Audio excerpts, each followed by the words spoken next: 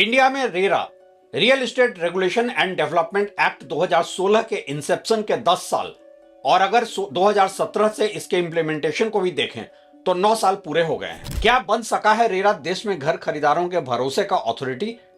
क्या एक आम घर खरीदार रेरा की वजह से अब सुरक्षित महसूस करता है? क्या रेरा प्रोजेक्ट डिले और डिफॉल्ट करने वाले बिल्डरों के डर की वजह बना है? क्या देश के किसी स्टेट में रेरा ने कोई ऐसा लैंडमार्क फैसला दिया है जो एक नजीर बने? ये सारे सवाल तो आज लाजमी हैं, क्योंकि ये वक्त है कि या तो रेरा के 9 साल पूरे होने का जश्न मनाया जाए या फिर आम घर खरीदारों के जख्मों को देखा जाए। बिल्डर के सब कुछ एज पर रेरा के दावों को मानकर खुश हुआ जाए या फिर आज भी रियल एस्टेट प्रोजेक्ट्स के देर होने और अटकने पर उंगली उठाई जाए। क्या रेरा को आज भी वर्क इन प्रोग्रेस मानकर संतुष्ट रहा जाए या फिर सवाल पूछा जाए कि क्यों नहीं बदल रहे आम घर खरीदारों के हालात? अब तो 9 साल बीत जाने के बाद रेरा भी ये डिफेंस नहीं ले सकता है कि इंडियन प्रॉपर्टी मार्केट के मैल प्रैक्टिसेज लीगेसी इश्यूज हैं और पोस्ट रेरा सब कुछ बदलने वाला है। जब घर खरीदार रेरा से खुश नहीं है, जब देश में सर्वोच्च न्यायालय में उठ रहे हैं रेरा के अस्तित्व पर ही सवाल,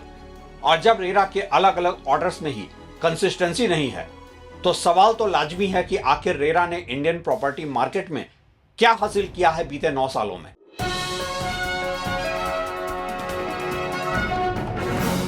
नमस्कार, आप देख रहे हैं ट्रैक टू रियलिटी और मेरा नाम है रवि सिन्हा।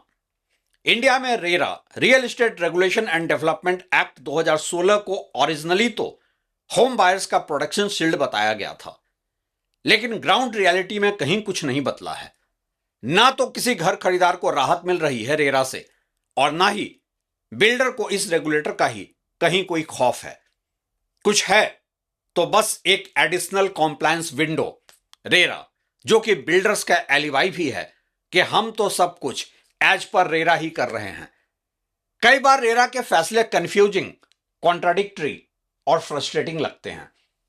घर खरीदारों के शोषण रुक ही नहीं रहे प्रॉपर्टी मार्केट में, और आम घर खरीदारों के शोषण की न जाने कितनी कहानियां देश के सर्वोच्च न्यायालय तक भी पहुंची हैं, और शायद इसीलिए सुप्रीम कोर्ट ने कई बार तल्ख टिप्पणी भी की है। पूछा है कि क्या रेरा रिटायर्ड ब्यूरोक्रेट्स का रिहैबिलिटेशन सेंटर बनकर रह गया है? सुप्रीम कोर्ट ने तो यहां तक कहा है कि क्यों नहीं बंद ही कर दिया जाए रेरा को, जब यह अपने मूल उद्देश्य से ही भटक गया है। रेरा के देश में 7 साल पूरे होने पर हमने रेरा से 7 सवाल पूछे थे और 8 साल पूरे होने पर 8 सवाल उठाया था हमने। आज 9 साल पूरे होने पर हम 9 सवाल नहीं पूछने वाले हैं, क्योंकि सवाल कहीं ज्यादा हैं अब। लेकिन आज हम उन ग्रे एरियाज से आपको जरूर अवगत कराएंगे जो कि आपको समझने में मदद कर सकें कि क्यों रेरा नहीं बन रहा है आपका 1 पॉइंट लिटिगेशन डेस्टिनेशन बिल्डर्स के खिलाफ। इंसाफ का एक ऐसा दरवाजा जो हर घर खरीदार के भरोसे पर टिका हो। ये मुद्दे आपके लिए एक चेकलिस्ट का भी काम कर सकते हैं। आप लोग बस चैनल को सब्सक्राइब कर लें, वीडियो को ज्यादा से ज्यादा लाइक, हाइप और शेयर करें। रियल एस्टेट के वेस्टेड इंटरेस्ट के एक तरफा नैरेटिव और पीआर प्रोपेगेंडा के बीच हम खड़े होते हैं एक कंज्यूमर इंटेलिजेंस प्लेटफॉर्म के तौर पर, और इसमें आपका सहयोग जरूरी है। यह लड़ाई हम सब की है, हर एक घर खरीदार की है, हर एक आम इंडियन की है। आज वक्त है कि एक नजर डालें रेरा के पिछले 9 सालों के ट्रैक रिकॉर्ड पर।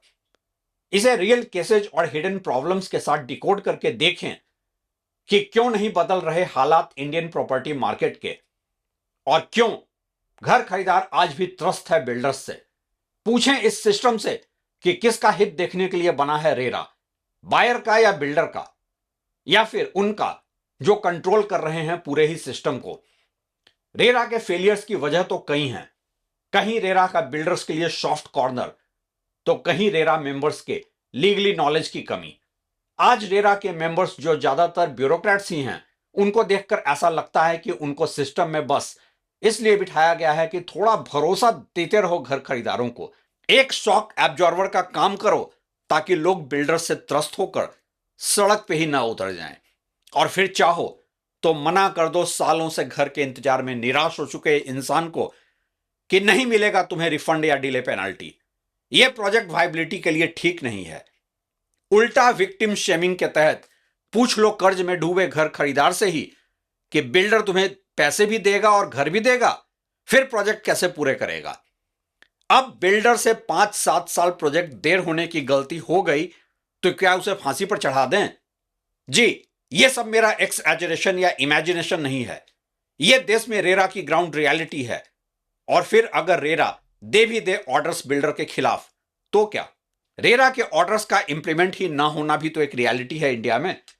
कहने को बायर जीत गया रेरा में, फिर भी घर पैसा नहीं मिला, यह सबसे बड़ा अजीब सच है।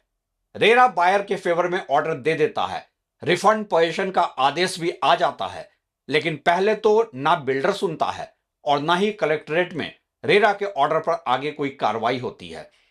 फिर अगर सिस्टम थोड़ा मूव भी हुआ तो बिल्डर अपील में चला जाता है, ट्रिब्यूनल से लेकर केस हाईकोर्ट तक सालों अटक जाता है। सुप्रीम कोर्ट तक ने माना है कि रेरा के ऑर्डर्स अक्सर इंप्लीमेंट ही नहीं होते हैं। इंडिया में रेरा की रियलिटी यही है कि पेपर जस्टिस मिलता है, ग्राउंड जस्टिस नहीं। रेरा के जजमेंट में भी कंसिस्टेंसी नहीं है देश भर में। क्या यह रेरा के एग्जिस्टेंस का पर्पस डिफीट नहीं करता है कि जब सेम इश्यूज में डिफरेंट स्टेट्स में डिफरेंट डिसीजंस आते हैं? रेरा एक सेंट्रल लॉ है, लेकिन हर स्टेट का अपना रेरा अथॉरिटी है। Result, Noida versus Maharashtra versus Karnataka, same case में अलग अलग इंटरप्रिटेशन होते हैं। एग्जाम्पल, कारपेट एरिया डिस्प्यूट्स में बायर वर्सेस बिल्डर के फैसले इनकंसिस्टेंट रहे हैं। मतलब लॉ एक, इंप्लीमेंटेशन अलग अलग। मुंबई प्रॉपर्टी मार्केट अगर कारपेट एरिया पर बेच रहा है तो नोएडा सुपर बिल्टअप एरिया पे। और रेरा के अपने मेंबर्स मोस्टली रिटायर्ड ब्यूरोक्रेट्स, उनकी कोई लीगल ट्रेनिंग भी नहीं है। हमने एक आरटीआई डालकर यह पूछा था कि क्या रेरा के मेंबर्स की कोई लीगल ट्रेनिंग हुई है, तो जवाब मिला कि ऐसी कोई जानकारी हमारे पास नहीं है। आज एक होम बायर को अगर डिले कंपेंसेशन मिलता भी है तो तभी जब आप एक लंबी और महंगी कानूनी लड़ाई लड़ने को तैयार हैं। महंगी और लंबी कानूनी लड़ाई जिसमें बिल्डर आपको हर लेवल पर परेशान करता है। कुछ कानूनी परेशानी तो बहुत सारी गैर कानूनी परेशानी। आखिर आप हैं एक आम आदमी जिसके लिए अपनी नौकरी, घर, परिवार और बच्चे जरूरी हैं, ना कि बिल्डर से लड़ना। प्रोजेक्ट डिले नॉर्मल है आज भी इंडिया में। उदाहरण के तौर पर एक रिसेंट केस में जहां 10 साल प्रोजेक्ट डिले है, रेरा ने बिल्डर को इंटरेस्ट देने को कहा।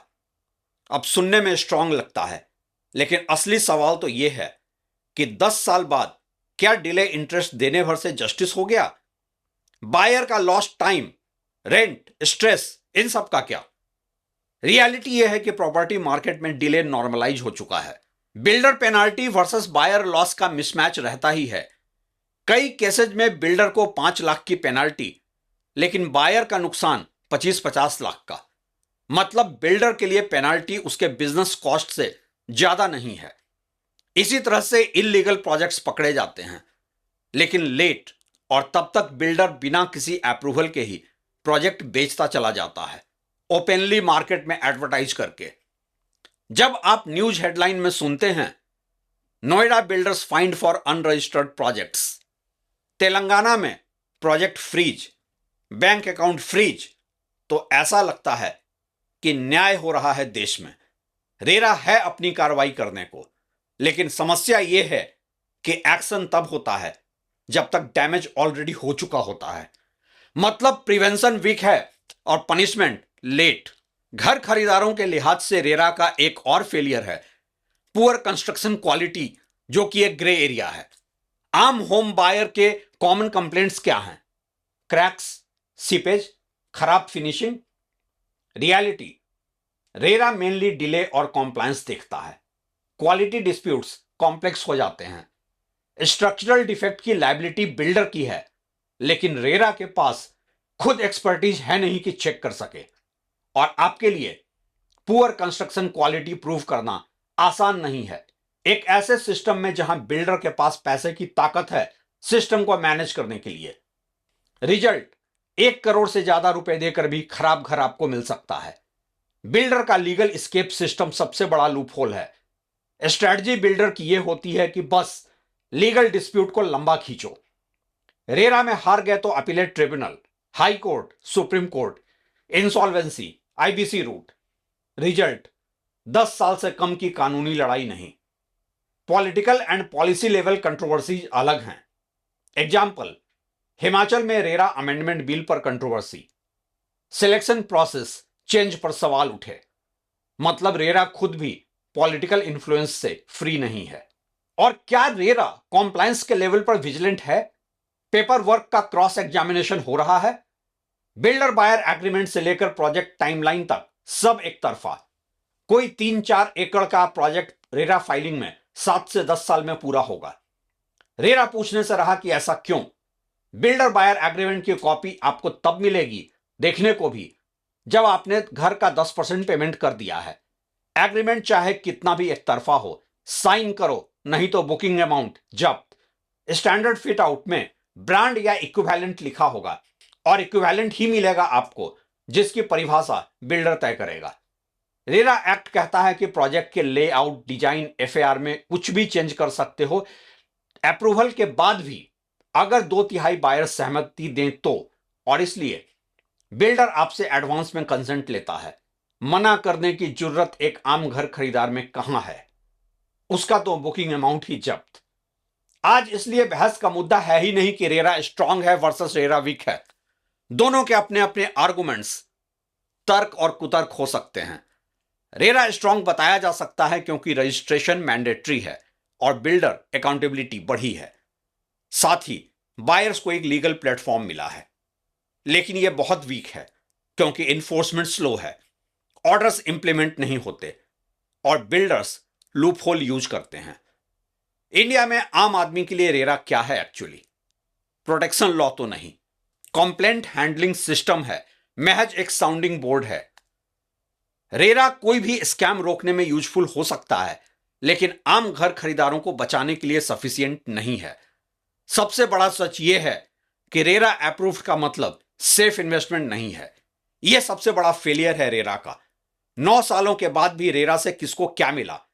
बिल्डर को एक एलिबाई कि रेरा रजिस्टर्ड प्रोजेक्ट है, सरकार को एक फेस सेविंग कि हमने रेगुलेटर बैठाया है, एक्स ब्यूरोक्रेट को एक पावर पोस्टिंग और आम घर खरीदार को? इसका जवाब हम सब जानते हैं। शुक्रिया।